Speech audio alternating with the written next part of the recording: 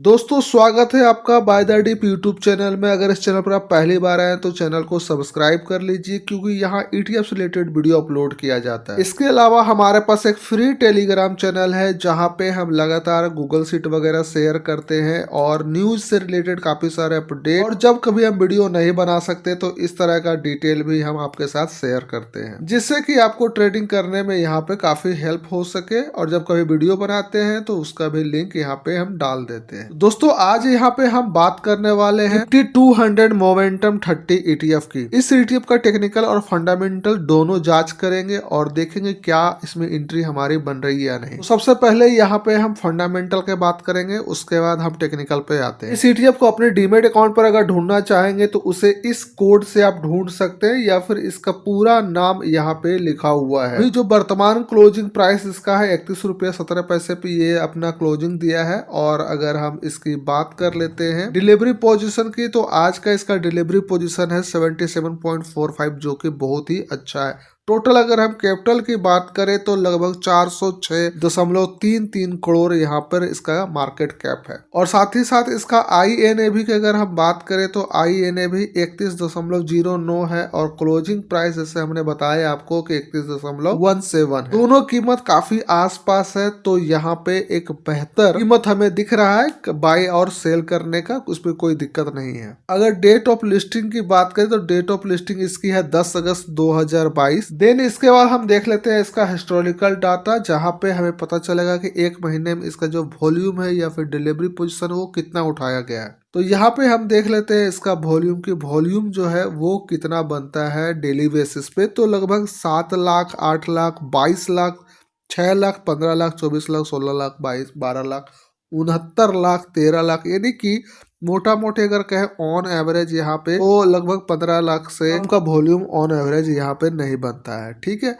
और अगर वैल्यू की बात करें तो वैल्यू भी काफी जबरदस्त यहाँ पर है। बड़े बड़े अमाउंट से यहाँ खरीदारी होती है। लगभग 2 करोड़ 7 करोड़ 1 करोड़ 4 करोड़ 7 करोड़ 22 करोड़ की हिसाब किताब यहाँ पे चल रहा है, यानी कि करोड़ों में यहाँ पे बात हो रहा है। आगे बात कर लेते हैं। आगे इसमें हम आपको दिखाना बाकी रह गया कि ये 30 जो स्टॉक्स है वो कौन कौन से स्टॉक्स है, जिसमें से हम मेजर जो 10 स्टॉक है उस पे हम बात करेंगे। तो यहाँ पर देखिए मेजर होल्डिंग जो है 10 स्टॉक का यहाँ देख सकते हैं। सन फार्मा यहाँ पे Zomato, Mahindra and Mahindra, HCL, trend है, डिक्सन है, और भारतीय एयरटेल, टेक महिंद्रा, इन्फोसिस और डिवर्स लैब है। तो यहाँ पे लगभग 10 जो है मेजर स्टॉक्स के नाम से आपको यहाँ दिख गए हैं, और इनके यहाँ पे वेटेज दिया गया लो, जो कि अच्छा खासा वेटेज दिया गया, यानी इक्वल दिया, किसी को नाराज नहीं किया, यानी कि जो जितना के हकदार है उस हिसाब से दिया गया है। टेक्निकल की यहाँ पे बात कर लेते तो टेक्निकल में अगर हम इसका ETF के चार्ट पर जाएंगे तो आपको ETF का चार्ट बहुत कम मिलता है टाइम फ्रेम का। तो यहाँ पे हम इसका इंडेक्स के जो चार्ट है उसी पे आ जाते हैं। और सबसे पहले ये देखते हैं कि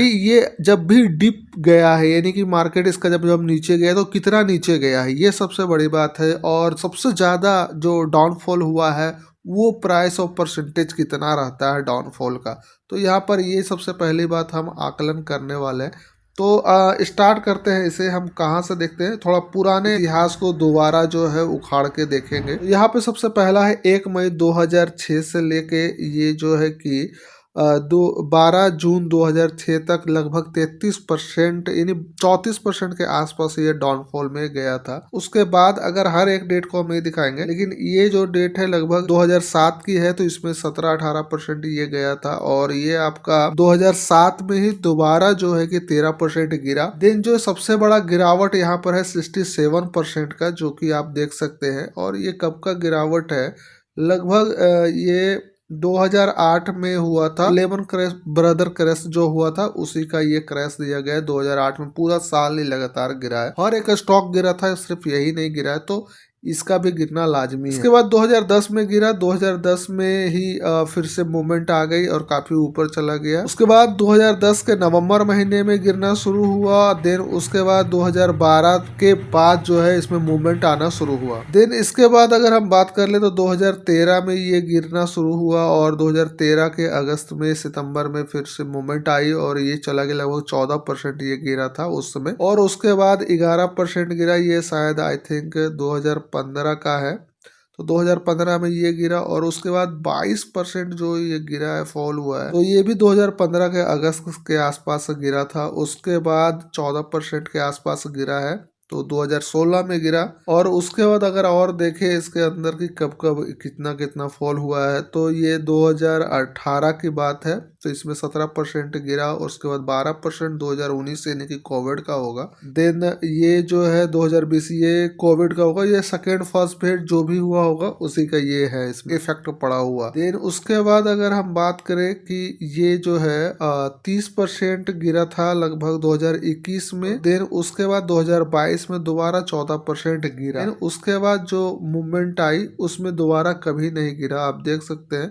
उसके बाद ये रॉकेट हो गया। तो ये जो टाइम पीरियड है ये भी टाइम पीरियड काफी लंबा था गिरने का, क्योंकि यहाँ पर 30 और 14% जो गिरा है, और जो टाइम कंज्यूम किया ये टाइम काफी ज्यादा कंज्यूम किया है। टाइम कंज्यूमिंग की बात करें तो 2021 के अक्टूबर से लेकर मार्च 2023 तक है। और उसके बाद जो है अप ट्रेंड आया, उस अप ट्रेंड में जो है सारा हिसाब किताब क्लियर कर दिया। देन इसके बाद दोबारा जो ये फॉल आया जो आज हम लोग देख रहे हैं वो लगभग 21% ऑलरेडी हो चुका है। अब इसके बाद हम ये सोच रहे हैं कि आखिर जो हम पूरा चार्ट अभी दिखाए हैं, इस चार्ट को आप लोग अगर ध्यान से देखे होंगे, अगर कहीं कॉपी किताब पे लिख रहे होंगे कि हर एक लेवल पर हर एक समय पे कितना परसेंट तक ये गिरता रहता है। तो मुख्य रूप से हम इसे 4-5 जोन के अंदर बांटे हैं। सबसे पहले जो हम आपको बता दें कि 67% तो ये ऑप्शनल है, इसको तो हम रखेंगे दिमाग में। लेकिन अगर हम 25 से 30% गिरने का जो है वो लगभग 3 दफा जो है 25 से 30% गिरा है। 30 से 40% जो है वो 2 दफा गिरा है।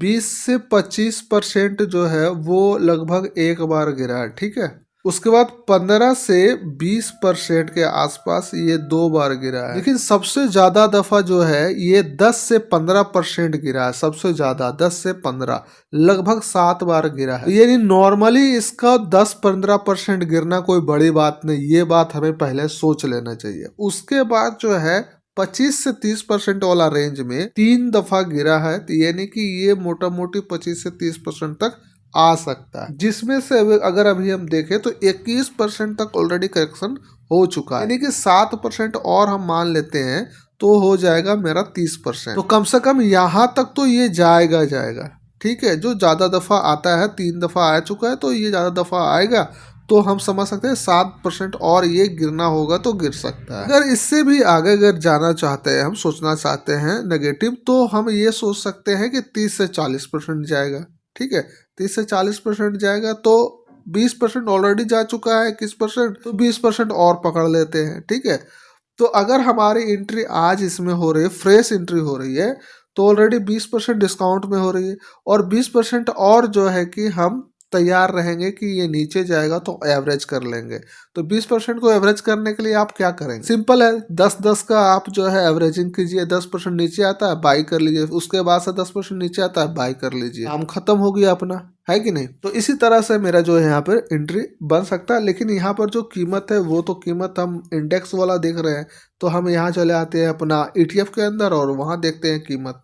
तो आ गए हम अपने ETF के अंदर, और ETF जो है आपका ऑलरेडी यहाँ आप देख सकते हैं कितना परसेंट डिस्काउंट में फिलहाल चल रहा है। तो 20-21% जो है कि आपका डिस्काउंट में यहाँ पे चल रहा है। देन इसके बाद जैसा कि हमने सोचा है कि लगभग ये यहाँ से और 20% करेक्शन करेगा, तो 20% करेक्शन की अगर बात करें तो पहले 10% करेक्शन की हम बात करते हैं। चलो 11% यहाँ रख लेते हैं लगभग, और इसके बाद दोबारा जो है कि हम 11% और पकड़ लेते हैं। दोबारा 11% यहाँ और पकड़ लिए, तो अभी जो अगर हमारी खरीदारी होगी, अगर मार्केट कल ओपन तो होगा ही, तो 31 रुपया 27 पैसा अभी मार्केट क्लोजिंग प्राइस है इसका। अभी जो इसका प्राइस चल रहा है वो 31 रुपया 27 पैसा है, तो 31 रुपया 27 के आसपास हम इसे पकड़ सकते हैं। देन उसके बाद अगर मार्केट नीचे जाता है तो जो 10% हम बोले कि उसके बाद हम एवरेज करेंगे, तो एवरेजिंग प्राइस हमारा निकल के आता है 27 रुपया 37 पैसा। अगर इसके बाद भी नीचे जाता है तो नेक्स्ट जो मेरा एवरेजिंग प्राइस निकल के आएगा वो होगा 24 रुपया 32 पैसा। उसके बाद आराम से बैठ जाना है, उसके बाद इसको जहां जाना है जाने देंगे। देन इस पे 6% प्रॉफिट आता है तो हम प्रॉफिट बुक कर लेंगे और यहाँ से बाहर।